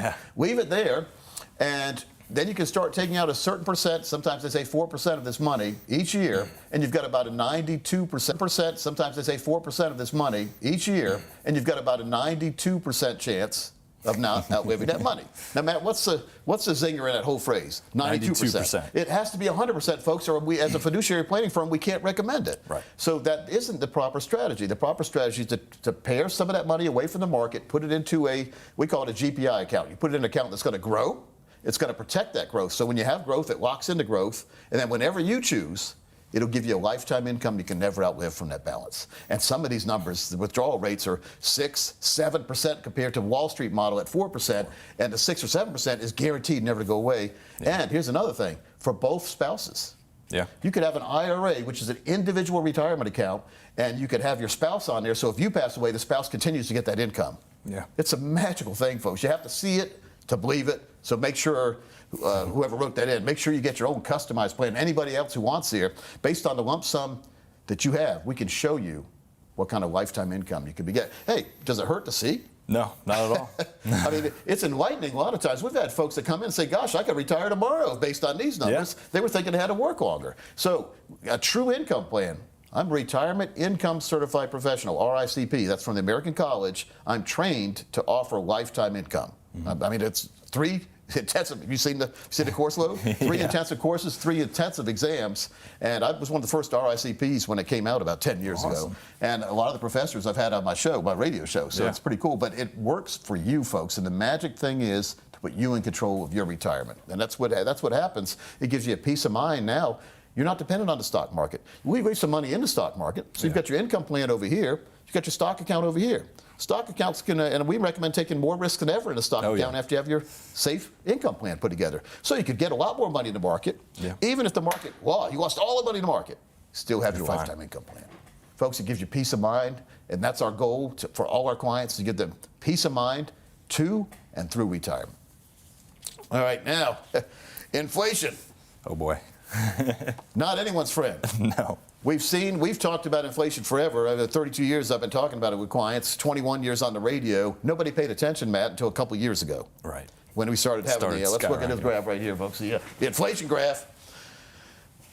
This is what we call buying power. And I like to say, what if you had a big $100 bill in your pocket, and every year it just starts shrinking. And as it shrinks in size, it shrinks in buying power too. But look at what we're talking about. This is $100,000 right here. And what's happened over the last 20 years is the $100,000 purchasing power is now about $50,000, Matt. So you've lost half your money without doing anything bad. This is where you just had it. Maybe your money wasn't keeping up with inflation because we've had a high inflation rate lately. We always aim for at least 3 or 4% return per year to combat the normal inflation, but you have to have accelerated inflation coverage too. We saw 7, 8, 9% inflation. It's a silent killer. Yeah. And so then we have something called shrinkflation. That's where they shrink the size of the item you're buying, but they raise the price. The double whammy in the wrong direction. So, again, what can we do to combat this? Well, number one, we need to make sure we don't lose any money. Number two, and when I say not losing money, I'm not just talking about the stock market. We're going to talk about this in a minute. I'm talking about financial termites. And that's risk, fees, and commissions you don't need to be paying. You may be in an account where the person who put you in there is making a lot of money every single quarter on you, and you're not making anything, or you're not hardly making anything, or you're not keeping up with inflation. Get with us for a true inflation-protected plan. If you'd like to get an example, again, based on your numbers, which I always recommend, in your income plan, you see the chat box here, just request it. We'll be more than happy to go over that with you. Okay, so inflation, not a fun thing, but we need to talk about it. We need to address it. Kind of boring topic for a while, but it's not too boring anymore when we talk about going to the store. You know, I rile people up sometimes, say, well, you know, you remember going to the grocery store 5 years ago? What did it cost you? Because we usually get the same things when we go to the store. We might add a couple junk food things we don't get every time. But you always get the milk, the bread, those kind of things. The vegetables, avocados, they've doubled in price the last 5 years. I love avocado. I eat avocados like apples.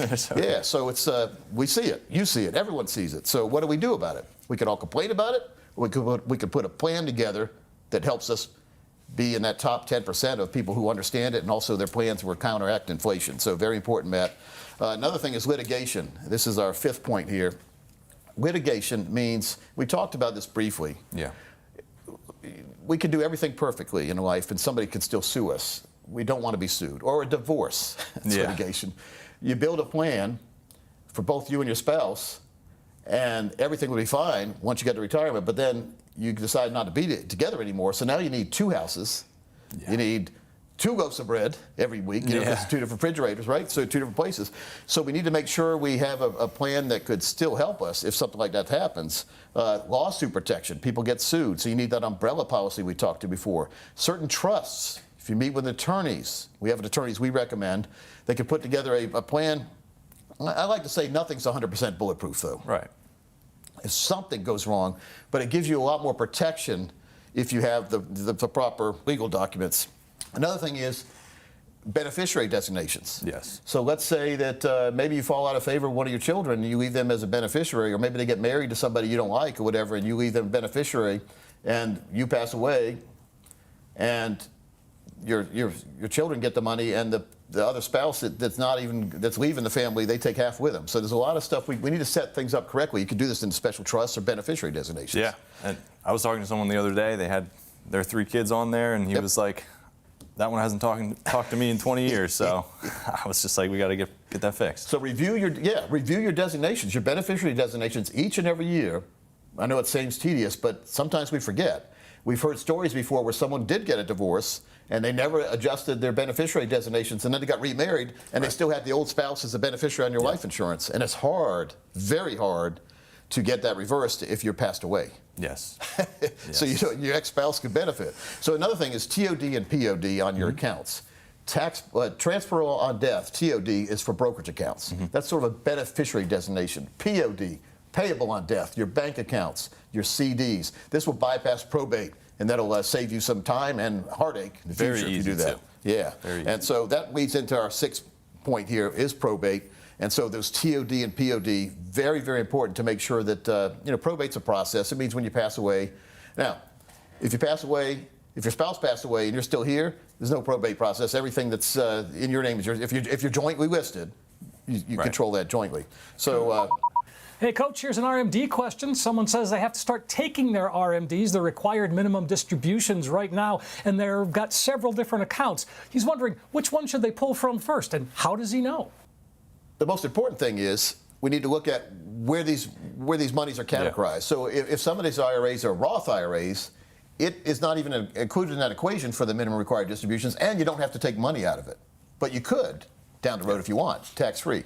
But if it's a regular IRA account, if one is outperforming the other one, or maybe you don't like one of them, you can take all the money needed for all the IRAs out of one account if you want. Yeah. Just make sure you have an advisor who understands, and we have a battle plan put together, because if you try to do it yourself, you might forget. Maybe you're only taking the required minimum distributions out of one of your accounts and you forget about 2 others. You know what the penalty is if you fail to take it? 50% of what you're supposed to take. 50% penalty by... I really blame advisors for this many times, because they need to have an open conversation and dialogue with you every single year about where your IRAs are, and make sure you have paid those minimum required distributions by December 31st. Yes. You seen anything that you want to add to that, Matt? It's it's kind of crazy, isn't it?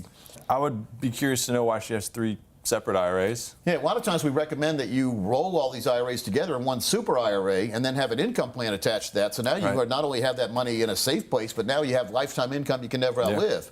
And then we can show you how to take the money out for the MRDs.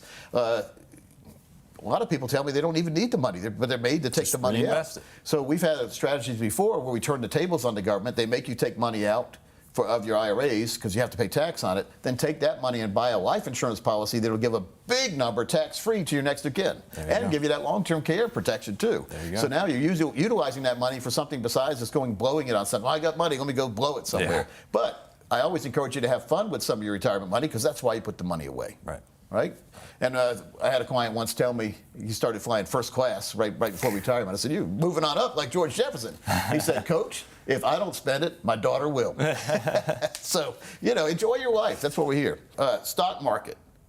Mitigating market risks in your retirement portfolio. Now, it's fun to be in the market when we're putting new money in and we're working at a company and we've got plenty of money coming in and we can take the ups and downs of the market. But when we retire, we don't need these ups and downs anymore, because we may be dependent on that money in the market for lifetime income. You don't want your income to go from this kind of amount one year down to this amount the next year. 10 years is probably a good sweet spot to start transitioning some over, for sure. I would ask myself, how comfortable are you in your current risk allocation if the market went the wrong way? It's fun when it goes up. Yeah. But we call this standard deviation. Based on the risk you're taking right now, what kind of growth could you get with that risk? But more importantly, what kind of loss could you have if the market went the wrong way? And so let's say if you have $1 million portfolio and the market goes up 40%. Well, now you have $1.4 million on the good side, but let's say it went down 40%. Now you have $600,000. Are you willing to lose $400,000 of your $1 million retirement just by having your money in the wrong place? You've already got to the finish line. You're right there. You're getting ready to win, and instead you turn around and run the other way. Yeah. Seen this in football sometimes. The guy scoops up a fumble and he runs the wrong way. We can't have that happen with money we can't afford to lose. So that's just very important. So if you want to have your own lifetime income plan put together, make sure you understand all the little things that go on behind the scenes and make sure to put you and your family in control and give you that freedom you deserve. Just hit that chat button over there and ask us a question or request a consultation with the team, and hey, it's non-threatening. We'll just ask you what you want to do in retirement, ask you what you have put aside, where it is, and then we'll design a plan that meets what you said you want instead of what the broker wanted to sell you. Yeah. It's a novel concept these days. All right, so that's the stock market part right there. Coach, we're getting a lot of questions from listeners. This is an interesting one. Okay. If I'm no longer employed, he asks, can I roll over? Teachers exclusively, helping them start their 403B programs, which was sort of like a 401k, able to build it with a tax-free dollar. And I had a lot of teachers retire early because of that. They put money away tax-free. And so then I said, well, badly. Unscrupulous folks, doing the wrong thing, doing what's great for them and not for you badly. Unscrupulous folks, doing the wrong thing, doing what's great for them and not for you and your family. So we want to identify conflicts in the broker world out there. You know, we call them financial termites. Have they loaded your accounts up with too many risk fees and commissions to benefit them and not you? Let's look at what some brokers do. It's called churning. They have your money. They're going to help you manage your money. Yeah. And all of a sudden, they're making a lot of trades every year, Matt. They've got their fees. The commissions come out. Every time they make a trade, they not only get a trading fee, sometimes they put you in high commission products. Yes. And so you see the blue graph here is somebody who doesn't have a churning account. Maybe they've got an account like we talk about, the retirement autopilot accounts or the financial fill-up strategy that has your money grow and then protect your growth and give you life. Folks, it's hard to see that on a statement, isn't it? They can hide the churning many times. Yeah, absolutely. They stuff it near the back or sometimes very small fine print. So. Yeah. So here's a question. Coach, a question from a listener. He says, my wife and I are disagreeing about our pending retirement and how to estimate future returns from our investments. Now, what approach do you think we should use as far as being reasonably conservative but yet still wanting